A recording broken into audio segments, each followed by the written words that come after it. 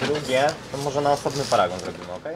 Donut শুধু মিষ্টি জাতীয় খাবার নয়, পোল্যান্ডে এটিকে সৌভাগ্যের প্রতীক হিসেবে মনে করা হয়। অনেকের ধারণা ডোনাট না খেলে দুর্ভাগ্য পিছু ছাড়বে না। তাই তো ফ্যাট থার্সডে উপলক্ষে ভোর থেকে দোকানের সামনে ছিল দীর্ঘ সারি। খ্রিস্ট ধর্মাবলম্বীরা ইস্টার সানডের আগে 40 দিন নিয়ম মেনে উপবাস করেন। এই রীতি শুরুর আগের শেষ বৃহস্পতিবার সাধারণত এই দিবসটি উদযাপন করে থাকেন পোল্যান্ডের বাসিন্দারা। মোটা হওয়ার চিন্তা দূরে ঠেলে ফ্যাট থার্সডেতে মেতে ওঠেন সবাই। আমার স্ত্রী আজকে আমাকে সকালে ডোনাট কিনতে পাঠিয়েছে। আমরা আজ প্রচুর ডোনাট খাবো, মোটা হব। হরাইজন জাহাজের পুরো ক্রুর জন্য আমি 35টা গোলাপ জামের ডোনাট কিনেছি।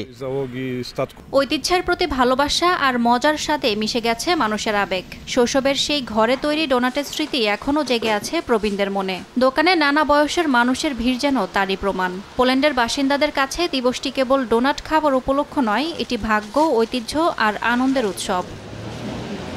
ইয়াসমিন অনন্যা, সময় সংবাদ।